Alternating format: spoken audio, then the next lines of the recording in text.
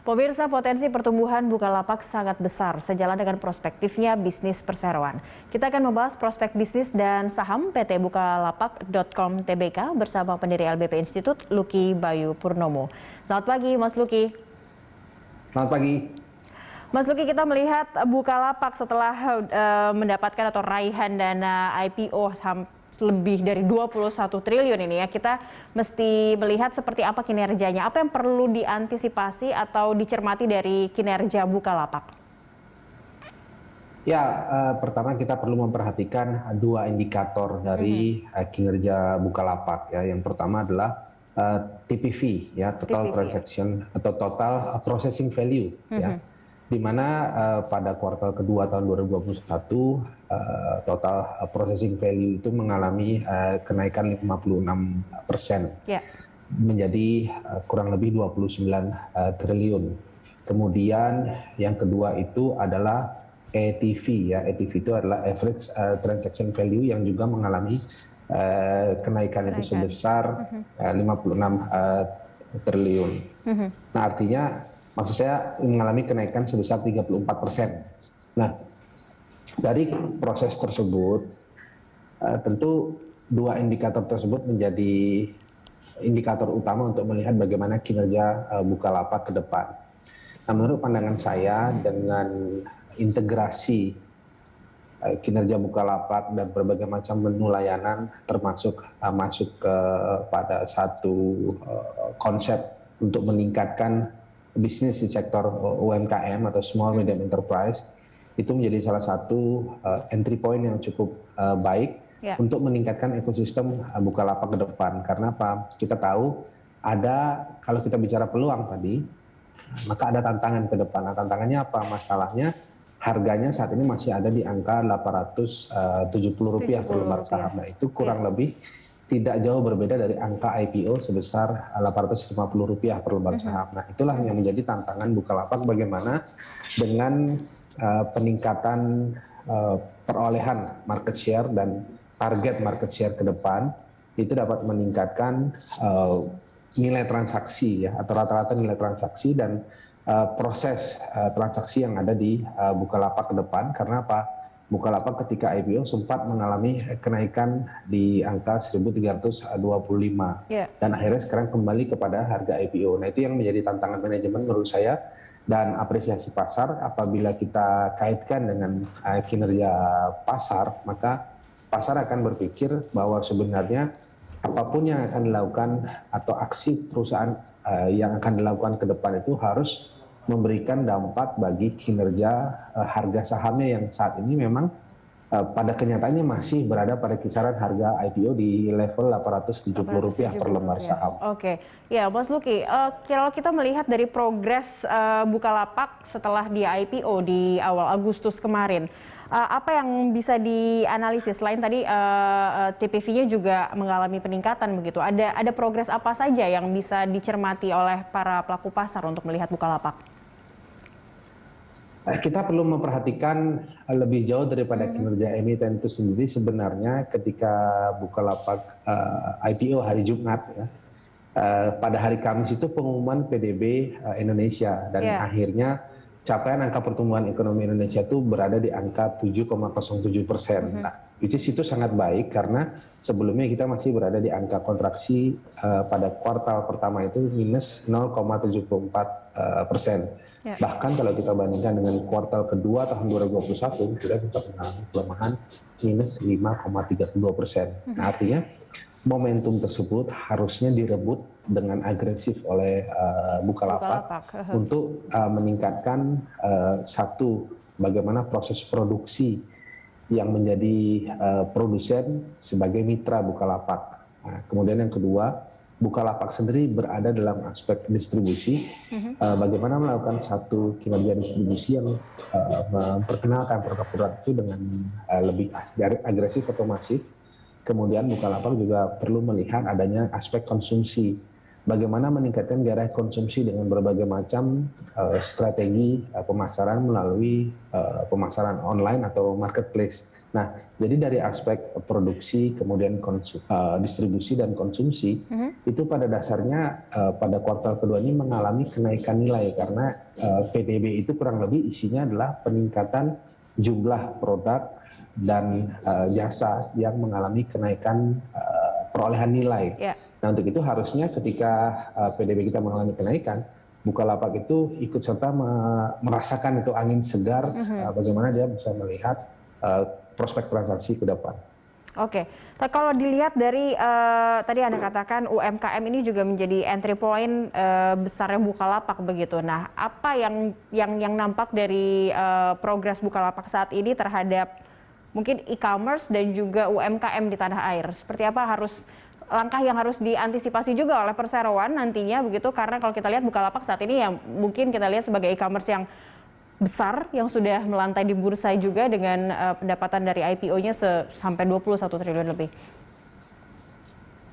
Ya, nanti itu akan berhubungan dengan average transaction value atau ATV. Nah, di mana rata-rata kinerja transaksi itu yang menjadi indikator. Nah, untuk itu karena produk UMKM itu menjadi produk yang bersifat saat ini itu masih sangat kompleks karena parameternya masih terdiri dari berbagai macam indikator, kemudian jenis atau kualitas penilaian atau standarisasinya juga memiliki satu arsitektur penilaian yang berbeda-beda, maka ini menjadi tantangan mengapa Bukalapak itu harus menetapkan bagaimana para mitra UMKM ini memiliki inklusi dan literasi mengenai produk, ya karena mereka sebagai produsen untuk membuat produk yang memang benar-benar memiliki kualitas standar yang bermutu, kemudian memiliki daya saing, daya saing dari produk tersebut, kemudian memiliki added value atau nilai tambah terhadap produk tersebut. Nah, ini mau tidak mau harus menjadi kolaborasi yang intens, baik dari Bukalapak sebagai distributor dalam hal ini platform digital yang mendistribusikan dan menginformasikan produk mereka dengan produsen yang memproduksi produk-produk UMKM tersebut. Nah, dengan demikian apabila nanti sudah memiliki standarisasi, sudah memiliki identitas, saya kira produk-produk UMKM itu akan benar-benar naik kelas, bahkan mereka dapat tumbuh dengan agresif, dan Bukalapak saya kira akan memiliki peningkatan average transaction value. Baik, ini tidak ada salahnya bahwa dari dana dari IPO ini juga bisa dimanfaatkan oleh perseroan untuk membangun ekosistem yang lebih besar lagi untuk membangun UMKM mungkin punya inkubator tersendiri begitu ya untuk menjadikan UMKM yang bergabung di Bukalapak jauh lebih punya daya saing tinggi.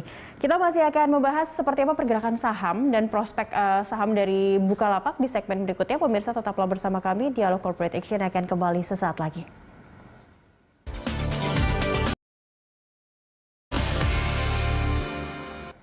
Pemirsa, PT Bukalapak.com Tbk menjadi emiten ke-27 tahun ini yang IPO di Bursa Efek Indonesia. Rekan Cikal Multazam akan menyampaikan berbagai informasinya untuk Anda. Cikal, silakan. Baik, Cakri dan juga pemirsa, saham Bukalapak menjadi salah satu yang menarik untuk diamati sejak IPO pada 6 Agustus lalu. Kita simak datanya. Oke, kita simak untuk PT Bukalapak.com Tbk dengan kode bursa BUKA melakukan IPO pada 6 Agustus 2021. Berada di papan pengembangan bursa dengan bidang usaha e-commerce, teknologi, platform online dan offline. Berada di sektor teknologi dengan subsektor perangkat lunak dan jasa TI, industri aplikasi dan jasa internet, dengan subindustri aplikasi dan jasa internet. Kita simak untuk pemegang saham Bukalapak sebanyak 13,4 miliar atau sebesar 13,05% dimiliki oleh API Hong Kong Investment Limited, dan sebesar 9,7 miliar atau 9,45% dimiliki oleh Archipelago Investment, sementara 24,6 miliar atau 23,93% dimiliki oleh PT Kreatif Media Karya, kemudian 1,4 miliar atau 1,4% dimiliki oleh Willix Halim, dan 53,57% atau 55,2 miliar dimiliki oleh masyarakat. Kita simak untuk pergerakan saham Bukalapak dimulai pada 6 Agustus berada di Rp1.060 per lembar saham, naik pada 8 Agustus di 1.110 dan turun pada 11 Agustus di Rp965 per lembar saham, kemudian turun kembali pada 22 Agustus di Rp910 per lembar saham, dan kembali naik di akhir Agustus tanggal 30 di Rp945 per lembar saham, dan selanjutnya kita lihat Cakri menemui titik terendahnya pada September di tanggal 8 di Rp815 per lembar saham, dan terakhir kita simak di tanggal 27 September di harga Rp870 per lembar saham. Ya, demikian informasi yang dapat saya sampaikan. Saya kembalikan ke Anda, Cakri. Baik, terima kasih Cikal untuk informasi terkait Bukalapak. Kembali ke Mas Luki, Bayu Purnomo. Mas Luki, ini ada hembusan kabar bahwa Bukalapak ini berencana untuk dual listing di Amerika Serikat. Sedikit banyak mempengaruhi pergerakan saham atau menjadi katalis tersendiri begitu untuk Buka? Ya, pertama konsepsi untuk dual listing itu menjadi salah satu konsep yang cukup menarik bagi emiten. Nah, kan tetapi konsep tersebut harus disertai dengan memang kinerja selain yang pertama fundamental, itu juga harus kinerja harga itu sendiri. Nah, kalau kita perhatikan harga terendah Bukalapak itu ada di angka 775. Kemudian harga tertinggi ada di angka 1325. Nah, apabila satu pemikiran tersebut akan direalisasikan dalam jangka waktu yang dekat, saya kira itu tidak menjadi urgensi utama. Kenapa? Karena harganya masih tetap berada di angka IPO. Nah, kecuali saham tersebut memiliki satu kinerja harga yang cukup baik dalam kondisi uptrend. Nah, itu yang pertama. Kemudian yang kedua, kalau kita kembali kepada postur kerja usaha Bukalapak itu yang memiliki dua parameter utama, yaitu TPV, total processing value, dan konsep yang berikutnya adalah average transaction value, yang pada 6 bulan terakhir pada tahun 2021 itu berhasil mencapai angka 56 triliun. Itu pun belum dapat mendorong kinerja harga secara optimal. Nah, untuk itu saya kira Bukalapak ini dengan capaian tersebut harusnya concern untuk membesarkan satu kekuatan di dalam negeri atau di bursa lokal terlebih dahulu, agar agar nantinya fundamental perusahaan tersebut terbentuk dengan baik dan memiliki parameter yang siap untuk menjadi perusahaan dual listing. Dual listing, baik. Untuk Bukalapak. Jadi belum menjadi urgensi begitu ya. Ini masih hembusan kabar yang mungkin optimisme yang diharapkan oleh pelaku pasar juga atau investor melihat seperti apa pergerakan dari Bukalapak. Terakhir, rekomendasi Anda untuk Bukalapak, apakah mungkin masih bisa ada kemungkinan untuk uptrend, dan kira-kira rekomendasinya untuk Buka bagi pelaku pasar seperti apa, Mas Luki? Rekomendasi untuk Bukalapak pertama, karena saat ini berada di angka Rp870 per lembar saham, dan itu masih dekat dengan angka terendah 775. Saya kira akumulasi beli itu menjadi pilihan, tetapi untuk jangka pendek hingga jangka menengah. Karena apa? Hasil perolehan total transaction value, kemudian total average value yang dihasilkan dari kinerja transaksi tersebut diperoleh selama 6 bulan yang lalu di tahun 2021. Nah, untuk itu kita dapat melihat orientasi waktu untuk Bukalapak itu paling tidak untuk 6 bulan ke depan. Untuk itu transaksi jangka pendek dan jangka menengah itu menjadi pilihan untuk membeli Bukalapak, dan belum menjadi pilihan transaksi untuk jangka panjang. Oke, baik. Ini ada rekomendasi beli begitu ya untuk Buka saat ini. Baik, terima kasih Mas Luki telah bergabung bersama kami di Corporate Action. Salam sehat selalu. Pemirsa, Corporate Action akan segera kembali.